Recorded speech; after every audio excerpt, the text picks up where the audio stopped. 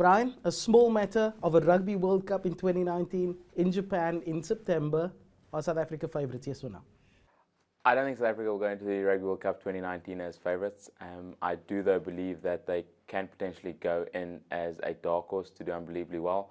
Given the promise they showed in 2018, beating the All Blacks in Wellington. The first time ever South African side's gone over to New Zealand and scored 5 tries.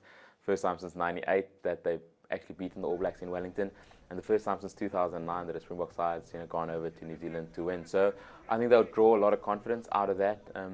Not a lot of international experience in terms of games being played in 2019 in that lead up to the World Cup. So, Rassie will know that from a results point of view, 2018 potentially wasn't exactly what he wanted to achieve, and there'll be a lot of hard work going into these next 8 or so months in the lead up to Japan, making sure that processes are in place to hopefully arrive at that World Cup first game against the All Blacks and try be as good as possible to go on and win it. How much pressure is there going to be on South Africa in that first game against the All Blacks? There's going to be a huge amount of pressure for South Africa in that first game. Coming up against the reigning, World Cup holders that have now won the competition twice, have publicly come out and said they want to win it 3 times in a row, and a team that's been the #1 side in the world since 2015. It's going to be incredibly tough. A lot of pressure on Rassie and CA if he's going to be fit and raring to go at that World Cup, to be able to decide how their route to that final is going to be. All of a sudden, you could potentially play each other again in a final, but then South Africa lose that game against New Zealand. They could potentially face the second best side in the world, Ireland, in a quarterfinal. So I think everyone will know going to that game how incredibly important it's going to be. Is it the end of the world if they lose? Potentially not. But as history shows, no team that's lost the game at the World Cup has gone on to win the World Cup. So it's going to be a really interesting run for the Springboks. You mentioned Siya Kolisi, and I'd love to get your thoughts on what you think of his captaincy of the Springboks so far.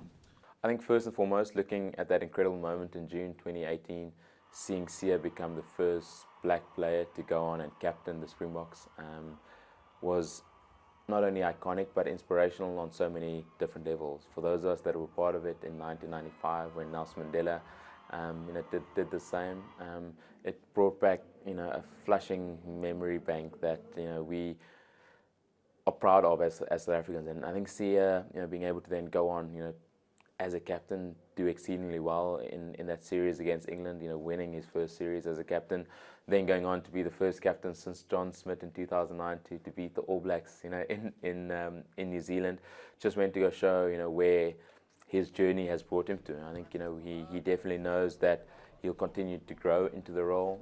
He'll continue to demand respect in that role.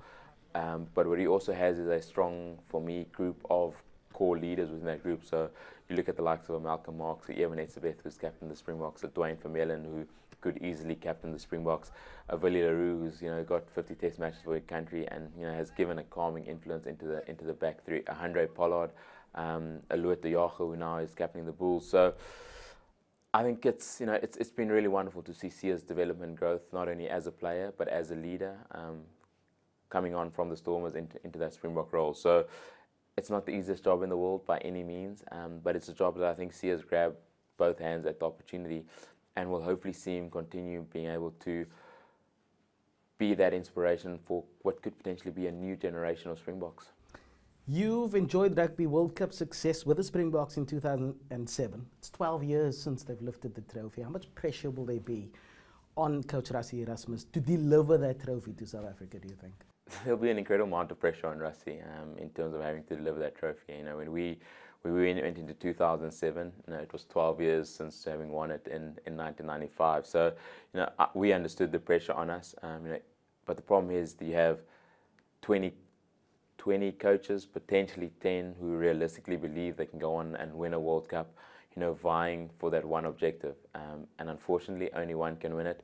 I think, like the previous 3 or 4 World Cups, New Zealand will go into this as the firm favourite, given their #1 ranked status over the last 4 years, given that they've won this World Cup twice, and given that they're a side that people find incredibly difficult to beat. So yeah, it's going to be really challenging for us. He'll definitely be focused on being at his best from a coaching, but also from an administration point of view going into this World Cup to make sure that all the key ingredients lead towards South Africa winning.